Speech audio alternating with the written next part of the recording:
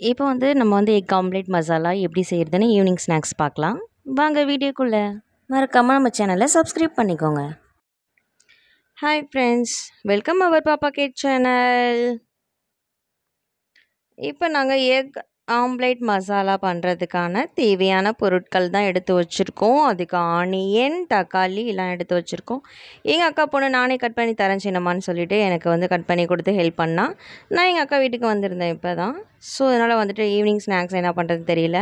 So அதனால நாங்கள் 2 பேருக்கு மட்டும் வந்து இப்போ நல்லா ஒரு 3 முட்டையை எடுத்து உடச்சி ஊற்றி அதை கலக்கிட்டு ஸ்டவ் ஆன் பண்ணிவிட்டு அதுக்கு மேலே தோசைக்கல்லை வச்சு நல்லா ஹீட் ஆனதும் நல்லா எண்ணெய் ஆயில் விட்டு தடவிட்டு அப்படியே இந்த 3 ஆம்லேட்டையும் நல்லா ஒரே ஆம்லேட்டாக போட்டு நல்லா பெருசாக எடுத்துக்கிட்டோம்.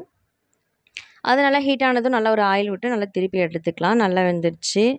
சரி பாப்பா சொன்னால் நானே திருப்பிடுறேன் சின்னம்மான்னு சொன்னால், சரி ஓகே நீயே பண்ணிடுமான்னு சொல்லிவிட்டு நான் வீடியோ எடுக்க ஆரம்பிச்சிட்டேன். சரின்னு சொல்லிட்டு அப்படியே வீடியோ எடுத்துகிட்டு அப்படியே சரி அலைக்கா திருப்பி போட்டால் எங்கே கிழிஞ்சி வந்துடுமோன்னு நினச்சேன். கடைசியாக அழகாக வந்துருச்சு. ஒரு நல்ல ரவுண்டு பிளேட் ஒன்று எடுத்துகிட்டு அந்த பிளேட்டில் நல்லா இதை எடுத்து ட்ரான்ஸ்ஃபர் பண்ணியாச்சு.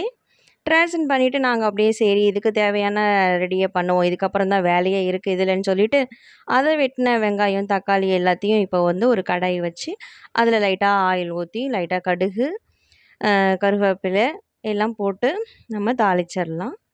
தாளித்த பிறகு நல்லா பொரிஞ்ச பிறகு ஆனியனை போட்டு விட்டுட்டு நல்லா வதக்கிடலாம். நல்லா எவ்வளோ தூரம் நம்ம வதக்குறோமோ அவ்வளோ தூரம் நல்லா டேஸ்ட்டாக நல்லா கிறிஸ்பியாக நல்லா அழகாகவே இருக்கும்.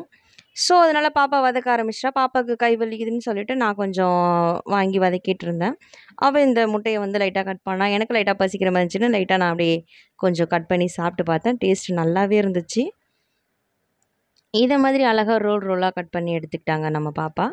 கட் பண்ணி எடுத்த பிறகு நான் உடனே கேட்டேன், எங்கள் அக்கா பொண்ணு தானே, நானும் பாப்பானே கூப்பிடுவேன், ஏன் பாப்பா இப்படி கட் பண்ணுறியா, அப்போ தான் நல்லா டேஸ்ட்டாக வரும்னு சொல்லிட்டு ஸ்லேஸாக கட் பண்ணி வச்சுட்டா. கட் பண்ணி வச்சதும் மறுபடியும் இதே அவ்வளோதான் நினச்சேன்னா மறுபடியும் இதையும் பாதி பாதியாக சின்ன சின்ன துண்டாக நல்லா பீஸாக சாப்பிட்ற மாதிரி இதையும் நல்லா லேயராக அழகாக கட் பண்ணி எடுத்துட்டாங்க.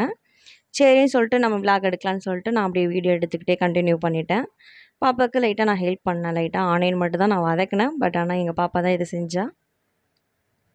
நல்லது கிறிஸ்பியாக நல்லா வெந்துருச்சு. வெந்தவுடனே இப்போ டொமேட்டோவை போட்டு நல்லா வதக்கிட்டு அதுக்கு தேவையான கொஞ்சம் மசாலா ஐட்டம்லாம் நாங்கள் கொஞ்சம் சேர்த்துக்கிட்டோம். நல்லா சேர்த்த பிறகு நல்லா லைட்டாக ஒரு டம்ளர் தண்ணி எடுத்துக்கிட்டு நம்ம ஊற்றிக்கலாம்.